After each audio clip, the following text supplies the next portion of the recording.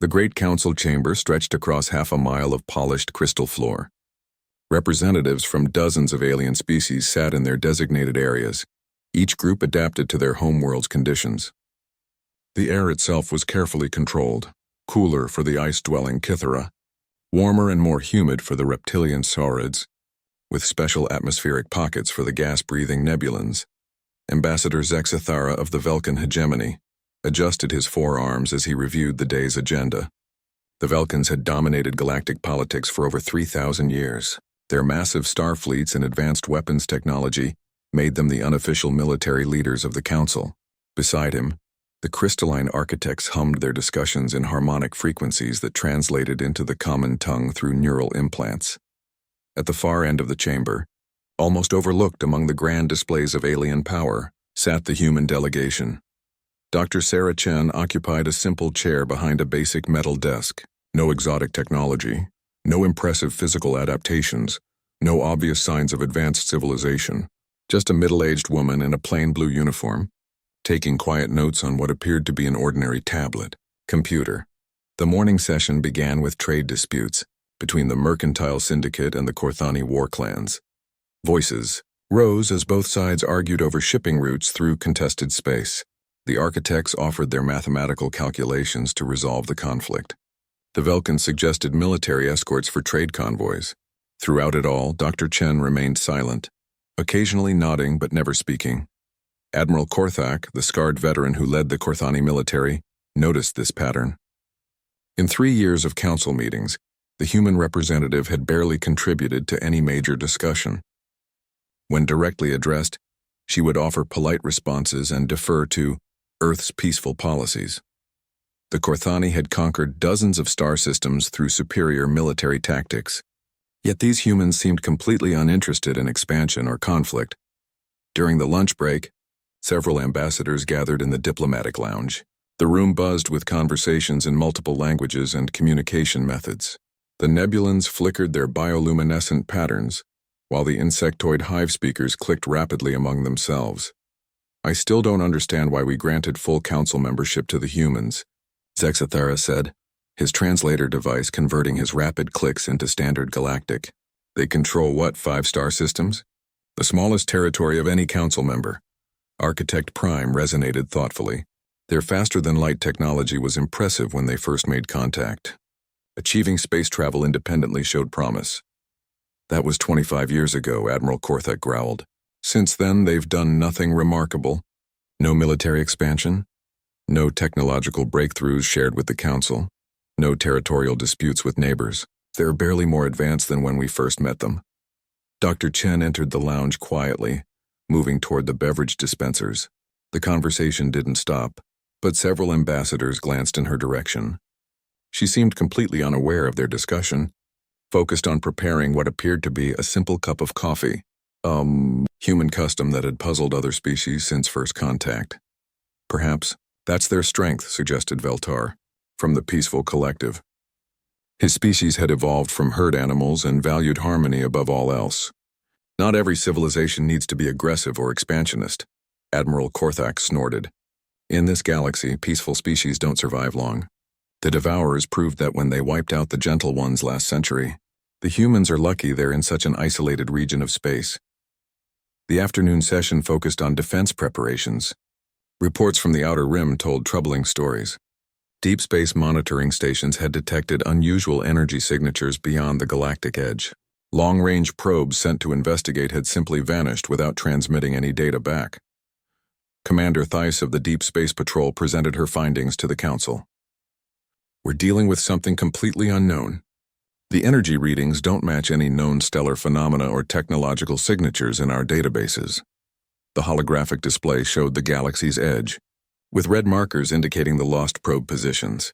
A pattern was emerging. Whatever was out there was moving inward, systematically destroying anything that came too close. Could this be a natural phenomenon? Asked the lead architect.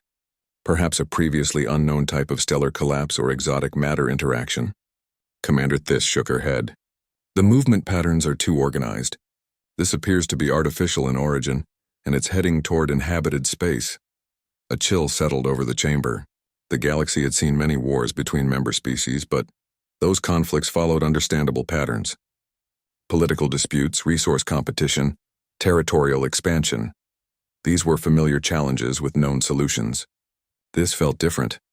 We should prepare our combined fleets for a potential first contact scenario, Admiral Korthak suggested. If this is a hostile alien force, we need to present a united front. The various military leaders began discussing strategy. The Velkans could contribute their heavy battleships. The Korthani would provide assault forces. The architects offered their computational warfare systems. Each species started calculating their potential contributions to a galactic defense force. Throughout this military planning, Dr. Chen remained silent. She continued taking notes, occasionally consulting her tablet, but offered no suggestions about Earth's role in the potential conflict. When the session ended and other ambassadors rushed to coordinate their military preparations, she simply gathered her materials and left quietly. That evening, in her private quarters aboard the council station, Dr. Chen activated her secure communication array. The quantum encryption system established connection with Earth almost instantly, despite the vast distance. The familiar face of Director Harrison appeared on her screen, an older man with gray hair and tired eyes. "Sarah, we've been monitoring the Council's discussions through your transmissions," he said. "The unknown contacts at the galaxy's edge? They're getting closer to inhabited space," she replied.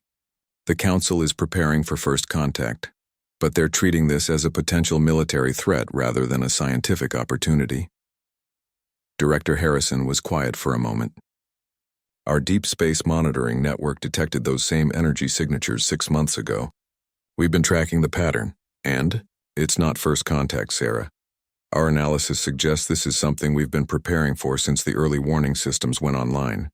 40 years of preparation may finally pay off." Dr. Chen nodded slowly. "The Council still sees us as a minor player. They're not expecting any significant contribution from Earth." "Good.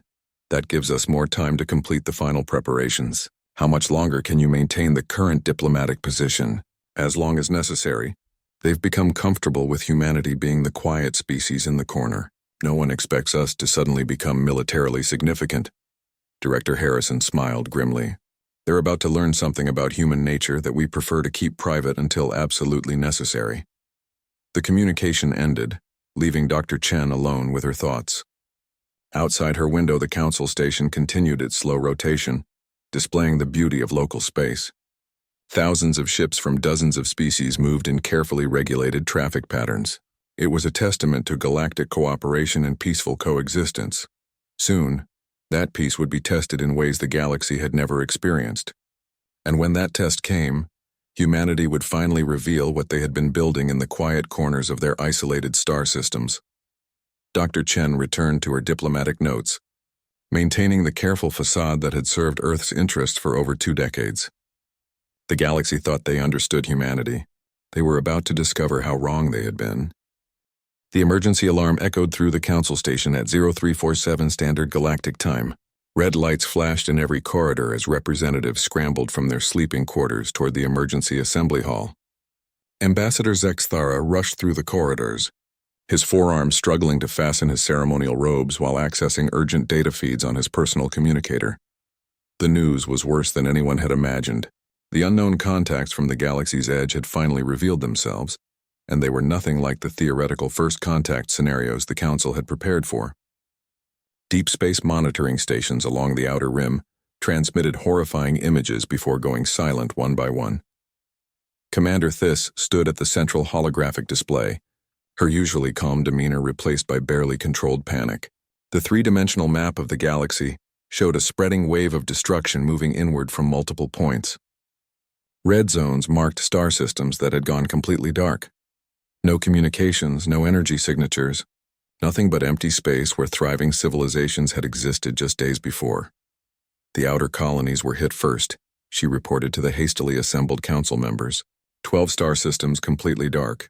No survivors, no debris, no trace that billions of sentient beings ever existed there. The holographic display zoomed in on the destroyed regions. Where planets should have been, space scanners detected only vacant orbital paths. The attackers hadn't just conquered these worlds, they had consumed them entirely, leaving nothing behind. Admiral Korthak studied the tactical data with growing horror. What kind of weapons could do this? Complete matter conversion? Some form of exotic physics we've never encountered? It's worse than that, Commander Thiss replied. Long-range sensors detected the attackers before they reached the outer colonies. They're not using conventional weapons at all. The display shifted to show the first clear images of the invading force. Massive organic vessels filled the screen. Living ships that pulsed with bioluminescent patterns and extended tentacle-like appendages toward their targets. Each ship was the size of a moon, and they moved through space in coordinated swarms numbering in the thousands.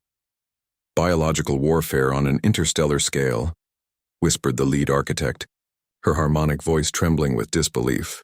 They're not conquering worlds, they're eating them. The council chamber erupted in panicked voices. Representatives demanded immediate evacuation of their home systems. Military leaders called for full fleet mobilization. The peaceful collective's representatives simply sat in stunned silence, their philosophy of galactic harmony shattered by the reality of an enemy that couldn't be reasoned with. We need to organize the combined defense fleets immediately, Admiral Korthak declared. Every available warship from every member species. This isn't about territorial disputes anymore. This is about survival. As the military leaders began coordinating their response, Dr. Chen remained quietly in her designated area. Her tablet displayed the same tactical information as everyone else's systems, but she seemed unusually calm compared to the chaos around her. Several other ambassadors noticed her composed demeanor and found it strange. The human territories are directly in the path of the main invasion force, Zexathera pointed out. Dr. Chen, what are Earth's plans for evacuation? We can provide transport ships if necessary. Dr. Chen looked up from her tablet with that same diplomatic smile she'd worn for 3 years. Thank you for the concern, Ambassador.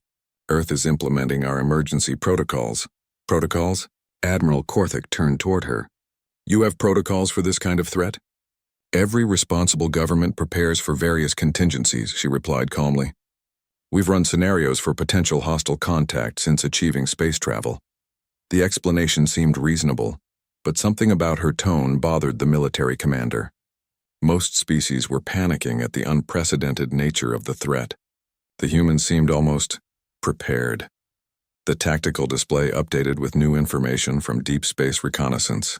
The biological ships were moving faster than initial estimates suggested. At their current speed, they would reach the outer edge of human space within 18 hours. That's impossible, Commander Thiss said. No biological organism can survive acceleration forces that intense, unless they're not entirely biological, suggested one of the architect mathematicians. Perhaps some form of hybrid technology we don't understand. The debate over the attacker's nature was interrupted by incoming emergency transmissions.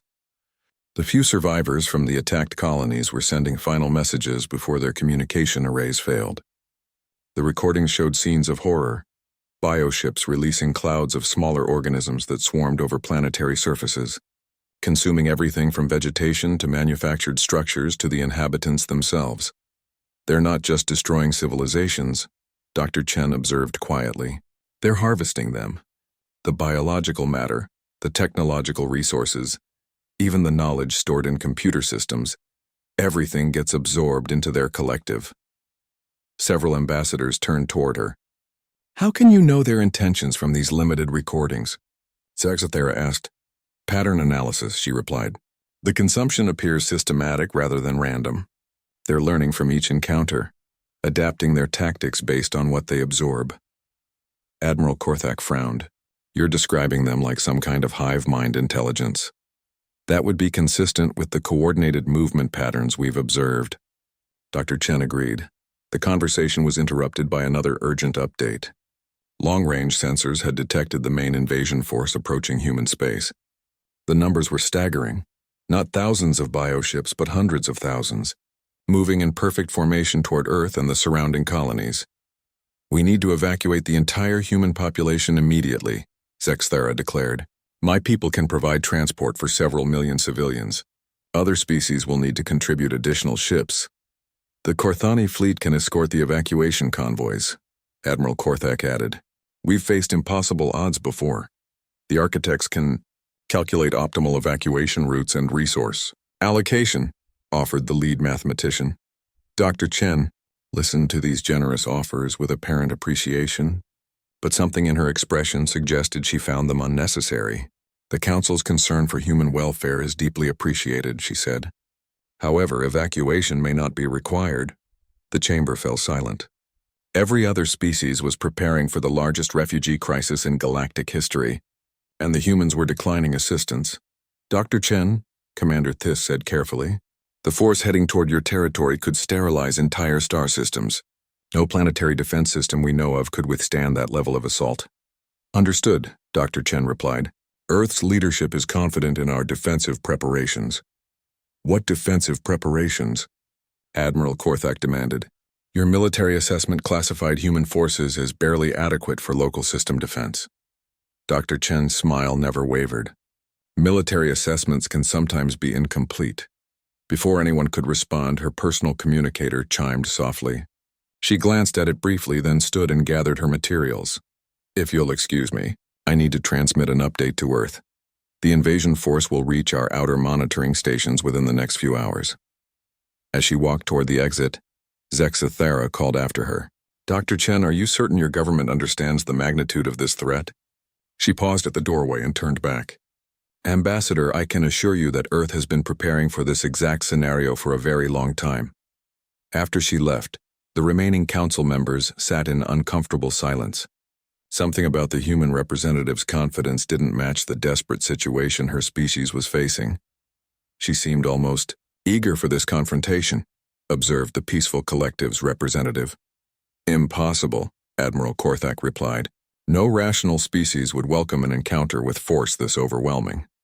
But as the hours passed and updates continued arriving about the approaching biofleet, several council members began to wonder if there was something about humanity that their intelligence assessments had missed.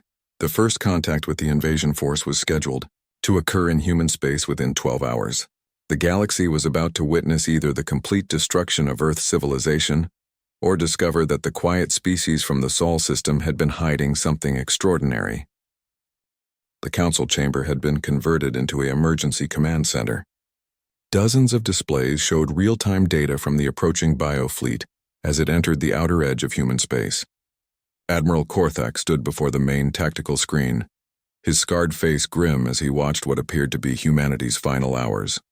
Bioship contact confirmed, Commander Thys announced. The invasion force is entering the Sol system's outer monitoring perimeter. Initial count shows over 300,000 hostile vessels. The numbers were beyond comprehension. The entire combined fleet of the Galactic Council contained fewer than 50,000 ships, and most of those were patrol vessels and cargo transports. The biological armada approaching Earth could overwhelm every military force in known space. Ambassador Zexathera watched the sensor readings with growing dread. Has there been any response from the human defense forces? Negative, replied the communication officer. All standard military frequencies remain silent. We're detecting minimal energy signatures from their known naval installations. The architect observers hummed in mathematical harmonies as they calculated probable outcomes. Their analysis was unanimous. Complete extinction of human civilization within 6 hours of first contact. Several council members had already begun composing memorial statements for the species they were about to lose. Dr. Chen entered the command center quietly, carrying her usual simple tablet. Her calm demeanor seemed almost offensive given the circumstances. Other ambassadors stepped aside as she approached the main display, but she showed no signs of panic or desperation. Dr. Chen, Commander Thys said gently, we're still receiving no response from Earth's defense forces. Our evacuation ships are standing by if your government changes its position. Thank you, Commander. That won't be necessary. Admiral Korthak turned toward her with barely controlled frustration. Dr. Chen, I don't think you understand the situation. The force approaching your homeworld could crack planets. No conventional defense can stop them. You're absolutely correct, Admiral. Conventional defenses would be completely inadequate. The biofleet crossed into the inner system, passing Jupiter's orbit without slowing. Their massive organic hulls pulsed with alien energy as they maintained perfect formation toward Earth. Long-range sensors showed the lead ships beginning to separate into assault groups, preparing for planetary bombardment. Contact in 47 minutes, Commander Thys announced. Her voice carried the weight of witnessing an approaching genocide. That's when the first anomaly appeared. "Wait," the sensor operator called out. "I'm detecting massive energy spikes throughout the Sol system. Power signatures that weren't there 5 minutes ago." The main display shifted to show the human star system in detail. Red warning indicators began appearing everywhere, around asteroids, near space stations, even in seemingly empty regions of space. The energy readings were unlike anything in the Council's database. "Those power levels are impossible," whispered one of the architect mathematicians. "Some of those signatures are reading at stellar-class output." Admiral Korthak studied the display with growing confusion. What kind of hidden installations could generate that much power? Dr. Chen consulted her tablet briefly. "Counselors, you are now observing Terran Defense Protocol 7. Before anyone could ask what that meant, space around Earth began to change. The asteroid belt, which had appeared normal on all previous scans, suddenly came alive with activity. Massive structures emerged from what had seemed like ordinary rocks. Mining platforms revealed themselves as weapons installations. Research stations uncloaked to show their true nature as military command centers. "Impossible," Commander Thias breathed. "Those energy signatures would have been detectable. Our sensors should have identified military installations. Stealth technology," Admiral Korthak realized, "but on a scale we've never encountered." The transformation wasn't limited to the asteroid belt. Throughout the Sol system, civilian installations were revealing hidden capabilities. Orbital manufacturing stations around Mars opened to release swarms of fighter craft. The Moon's research bases extended massive energy cannons. Even Earth's weather monitoring satellites were deploying weapons arrays, but the most shocking revelation came when the first human fleet uncloaked. Ships began appearing from apparent empty space, not dozens but thousands. Sleek vessels, unlike anything in the Council's databases, moved with impossible precision toward the approaching biofleet. Their hull design suggested technology decades ahead of current galactic standards. "Where did they come from?" Zexathara demanded. "Our intelligence reports showed human naval forces numbering in the hundreds, not thousands." Dr. Chen remained calm as more fleets continued materializing. "Intelligence assessments are only as accurate as the information they're based on." A second wave of human ships decloaked, then a third. Each fleet was larger than the previous one. The sensor operators struggled to keep track of the rapidly changing tactical situation as human naval forces continued appearing throughout the system. "Current count exceeds 100,000 vessels," Commander Thiss reported, her voice filled with disbelief. "And they're still decloaking additional units." Admiral Korthak stared at the display in shock. "This is impossible. Building a fleet this size would require industrial capacity beyond what we've observed in human space." "Unless they've been building in secret for decades," the lead architect suggested. "The mathematical requirements for hiding this level of military production." Her harmonic voice trailed off as the implications became clear. Humanity hadn't just been hiding their military capabilities, they had been conducting the largest deception operation in galactic history. The biofleet, which had seemed overwhelmingly massive just minutes before, now found itself facing an enemy that matched their numbers. But the surprises weren't finished. As the alien ships approached Earth's orbital perimeter, the planet itself began to change. Massive defense installations rose from what had appeared to be normal cities. Orbital rings that the Council had cataloged as climate monitoring systems revealed themselves as planetary shield generators. The ocean floors opened to release additional ship formations that had been hidden in underwater bases. "They've turned their entire star system into a fortress," Admiral Korthak said quietly. Dr. Chen finally looked up from her tablet. "Earth has been preparing for this encounter for 43 years. We detected signs of the biofleet's approach long before they reached galactic space." 43 years? Commander Thiss asked. "But first contact with the Council was only 25 years ago." "First contact with the Council, yes. But humanity developed deep space monitoring capabilities well before we announced our presence to galactic civilization. The full scope of human planning was becoming clear. Everything the galaxy had witnessed, the small colonies, the modest trade agreements, the defensive posture, had been carefully calculated to conceal a massive military buildup." "You've been lying to us," Zexathara accused. "For decades, we've been protecting you," Dr. Chen corrected. "And ourselves." This biofleet represents an extinction-level threat to all galactic civilization. Someone needed to be ready. The first weapons exchange began as the bioships entered Earth's outer defense perimeter. Human energy weapons, clearly generations ahead of Council technology, began carving through alien hulls with surgical precision. The biological ships responded with their own attacks, but their weapons seemed to have minimal effect against human shield technology. Their armor systems are deflecting the bioweapons completely, the sensor operator reported. The human ships are barely taking damage. What followed wasn't the massacre the Council had expected to witness. Instead, they watched as humanity's hidden fleet began systematically dismantling the most terrifying force the galaxy had ever encountered. Human ships moved in perfect coordination, their tactics suggesting centuries of military evolution rather than decades. How is this possible? Admiral Korthek asked. Dr. Chen smiled for the first time since the crisis began. Admiral, you're about to learn something important about human nature. We're very good at preparing for the worst possible scenarios. The battle for Earth lasted exactly 6 hours and 17 minutes. When it ended, the Council observers sat in stunned silence as they watched human ships conducting systematic cleanup operations throughout the Sol system. Not a single bioship had escaped. The invasion force that should have consumed humanity had been completely annihilated. Admiral Korthak studied the tactical aftermath with professional amazement. I've never seen combat efficiency like this. They didn't just defeat the biofleet, they destroyed it down to the last organism. The main display showed human vessels methodically hunting down escape pods and collecting bioship debris. Nothing was being left to chance. Advanced human scanners identified every piece of alien technology, every biological fragment, every data storage system from the destroyed fleet. They're not just cleaning up, Commander Theiss observed. They're conducting detailed analysis of everything they've captured.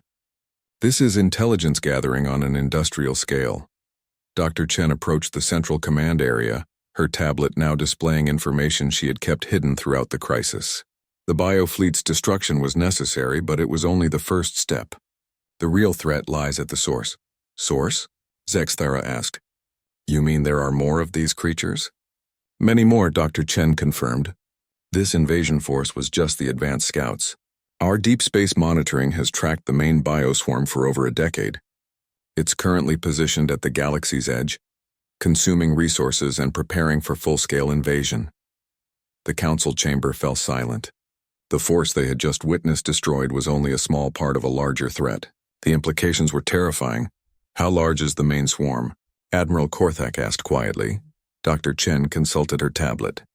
Conservative estimates suggest several million bioships, with the capability to reproduce rapidly using consumed matter.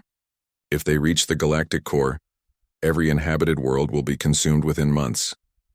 Commander Theiss pulled up galactic defense projections. Even with our combined fleets, we couldn't stop a force that size. The mathematics are impossible. Which is why humanity will be handling this threat directly, Dr. Chen announced calmly. Before anyone could respond, new contacts began appearing on long-range sensors. Human ships were arriving in the Sol system from directions that should have contained empty space. Not hundreds or thousands this time, but hundreds of thousands. Fleet formations that stretched across multiple star systems moved with purpose toward predetermined coordinates. Where are they coming from? Zexthera demanded. Hidden shipyards throughout human space, Dr. Chen explained. And some beyond it. We've been building this fleet for 4 decades using manufacturing facilities that the Council never knew existed. The scale of deception was breathtaking. Humanity had apparently constructed an industrial infrastructure capable of producing warships faster than some species could build civilian transports. The quiet colonies that the Council had dismissed as insignificant were revealing themselves as massive military production centers. This is the full Terran Deep Space Fleet, Dr. Chen continued. 2.7 million vessels, fully equipped for extended operations beyond galactic borders. Admiral Korthak stared at the numbers. 2.7 million ships? That's more naval power than every Council species combined. We've had longer to prepare, Dr. Chen said simply. As the massive human armada organized itself, Dr. Chen addressed the Council directly for the first time since the crisis began. The bioswarm will be eliminated at its source. Human forces are moving to intercept and destroy the main body before it can reach any inhabited systems. You're talking about an extragalactic military campaign, the lead architect pointed out. The logistics alone would be impossible. Not for us, Dr. Chen replied. Each fleet group is self-sufficient. Mobile shipyards, resource processors, research facilities, even colonization equipment. We're not just sending warships. We're sending a complete civilization designed for long-range operations. The human fleet began its departure from the Sol system in carefully coordinated waves. As each formation passed through Council space, the observers got their first close look at technology that surpassed their understanding. Human ships didn't just move faster than anything in the Council's databases. They moved through space in ways that seemed to violate known physics. They're faster than light. Drives are operating at efficiency levels we thought were theoretical. Limits, observed one of the architect scientists. Not theoretical for us, Dr. Chen noted. We've had decades to refine our technology while appearing to lag behind Council standards. As the fleets passed through Velkan territory, Ambassador Zexathara watched formations that extended beyond the range of his sensors. Each individual fleet group was larger than his empire's entire navy. The sight was both magnificent and terrifying. Why didn't you trust us? He asked Dr. Chen. The Council could have helped prepare for this threat. Dr. Chen considered her response carefully. Ambassador, humanity learned early in our space exploration that the galaxy contains forces beyond conventional military response. The bioswarm is just one example. We decided it was better to be prepared for such threats than to hope they would never appear. But the deception, Commander Thiss protested. 40 years of hiding your true capabilities. 40 years of ensuring galactic survival, Dr. Chen corrected. If the Council had known about humanity's military capacity, it would have changed the entire balance of galactic politics. Wars would have been fought over access to our technology. Species would have demanded alliance terms that compromised our defensive preparations. Admiral Korthak nodded slowly, understanding the strategic logic. By appearing weak, you ensured that any first contact with the bioswarm would happen on your terms. Exactly. The swarm was always going to test galactic defenses eventually. We made certain that test would occur where we were best prepared to meet it. Over the following days, reports arrived from the human fleet's progress toward the galaxy's edge. Their speed was unprecedented. Ships that should have taken months to reach the target coordinates were arriving in weeks. Whatever technology humanity had developed, it far exceeded anything the Council had imagined possible. They're not just faster, Commander Thiss reported. They're moving through space in formation groups numbering in the hundreds of thousands. The coordination required for that kind of fleet movement suggests command and control systems decades ahead of our capabilities, finished the lead architect. As the human armada approached the galaxy's edge, long-range sensors began detecting the bioswarm's main body. The enemy force was even larger than humanity's estimates had suggested. Millions of bioships clustered around several star systems, consuming everything in sight while producing new vessels from harvested matter. The swarm is actively growing, Dr. Chen reported to the Council. It's been feeding on whatever it could find in the void between galaxies. Our fleet will need to move quickly to prevent it from becoming even larger. Dr. Chen, Admiral Korthak asked, are you certain your forces are sufficient for this task? The numbers are staggering. For the first time in months, Dr. Chen's diplomatic composure showed a hint of something else. Not doubt, but anticipation, Admiral. You're about to learn what happens when humanity stops pretending to be a minor galactic power. The final phase of the campaign was about to begin, and the galaxy would discover exactly what the quiet species from Earth had been building in the dark corners of space for nearly half a century. The Battle of the Edge lasted 14 standard days. When the human fleet finally transmitted their victory confirmation, the galaxy had been forever changed.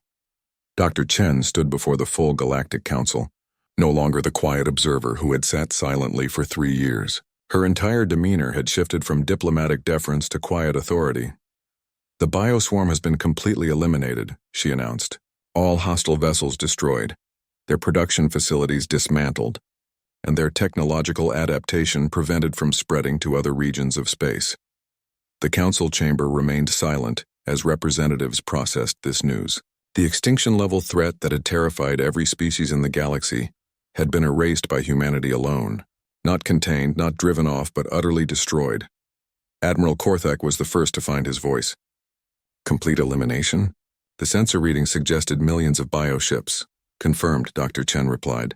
Human forces engaged the swarm across multiple star systems simultaneously. The campaign required extensive coordination, but the results speak for themselves. Commander Theiss pulled up the transmitted battle reports on the main display. The tactical data was almost impossible to believe. Human fleet groups had surrounded the entire bioswarm, creating a containment field that prevented any escape while systematically destroying enemy vessels. The efficiency was beyond anything in recorded military history. Your casualty reports, Zexathera asked carefully. Dr. Chen consulted her tablet. Human losses were minimal. 17 ships damaged, 4 requiring major repairs.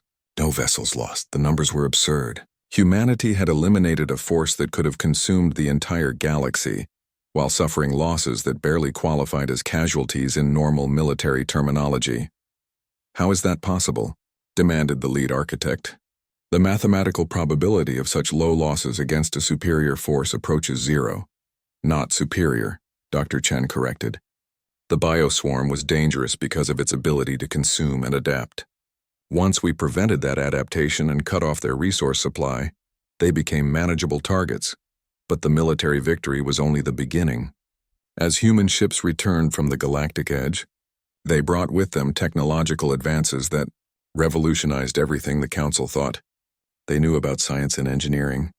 We've successfully reverse-engineered the bioswarm's adaptation protocols, Dr. Chen reported to a special technology council session. The applications for medical science alone will extend average lifespan across all species by several centuries. She activated a holographic display showing biological modification, techniques derived from captured bioship technology. The medical possibilities were staggering. Cellular regeneration, disease immunity, even the potential for cross-species genetic compatibility. Additionally, we've developed new energy generation systems based on bioswarm power sources. These systems can provide unlimited clean energy for planetary populations. The energy technology demonstrations showed power outputs that could supply entire star systems from installations smaller than traditional fusion plants. The implications for galactic civilization were overwhelming. Manufacturing applications include matter conversion systems that can produce any required materials from basic atomic components. Dr. Chen continued, starship construction times can be reduced from years to weeks. Ambassador Zexathara listened to these revelations with growing amazement and concern. Dr. Chen, you're describing technology that could transform galactic civilization overnight. Yes, she agreed. And humanity is prepared to share these advances with all Council species. The offer seemed too generous to be genuine. Species that had dismissed humanity as irrelevant were suddenly being offered technological gifts beyond their imagination. What does Earth want in return? Admiral Korthak asked suspiciously. Dr. Chen's diplomatic smile returned. The same thing we've always wanted, Admiral. Peace and stability for all galactic civilizations. But the political transformation was already beginning. Species that had barely acknowledged human presence were now competing for favorable diplomatic relations with Earth.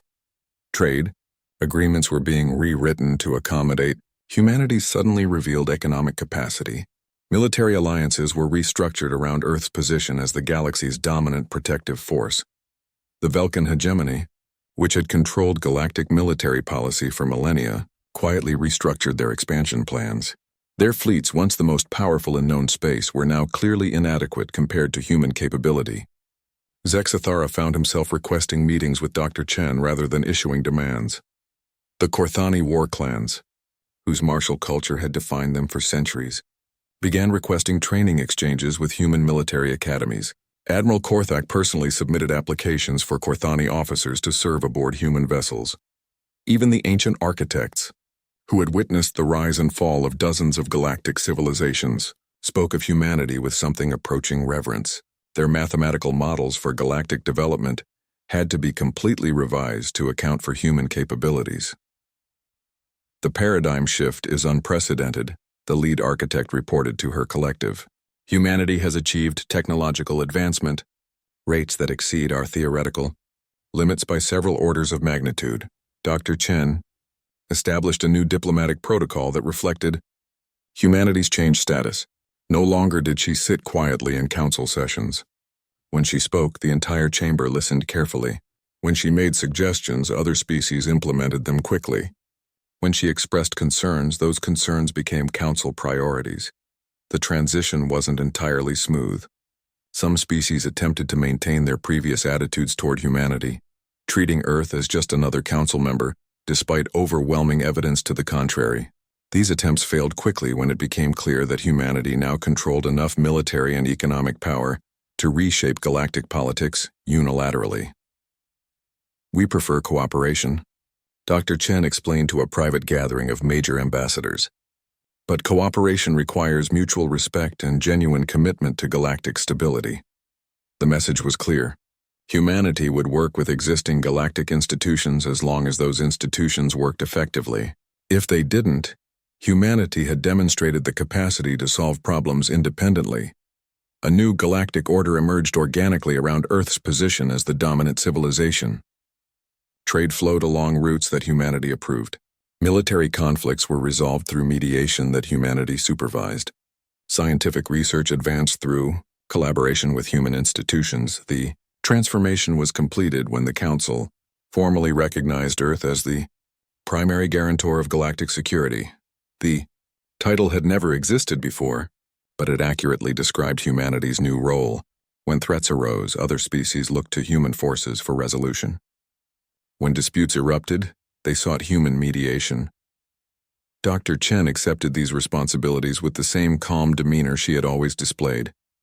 Humanity never sought dominance over galactic civilization, she told the full council during the formal ceremony. But we recognize that in a universe containing forces like the bioswarm, someone needed to be prepared to defend what we've all built together. The ceremony concluded with representatives from every council species formally thanking humanity for their protection. Species that had patronized Earth just months earlier now offered tribute in alliance terms. As the chamber emptied, Dr. Chen remained behind, reviewing her notes from the past 3 years. The careful diplomatic facade, the patient deflection of questions, the maintenance of humanity's apparent weakness, all of it had served its purpose. Commander Thys approached her as she gathered her materials. "Dr. Chen, may I ask a personal question?" "Of course." "During all those council sessions when we treated humanity as insignificant, when we dismissed your people as irrelevant to galactic affairs, were you ever tempted to reveal the truth?" Dr. Chen considered the question carefully. "Commander, there's an old human saying where we speak softly and carry a big stick. We preferred that other species underestimate us rather than fear us. And now? Now the galaxy knows what humanity is capable of when our friends are threatened. Hopefully, they'll also remember that we chose to use that capability to protect them rather than conquer them." As Dr. Chen left the council chamber for the last time as the representative of a minor galactic power, the political landscape had been permanently altered. Humanity's long deception was over, and their true nature was finally revealed. The galaxy had learned that the most dangerous species wasn't always the one that looked most threatening. Sometimes it was the quiet one in the corner, taking careful notes and making long-term plans.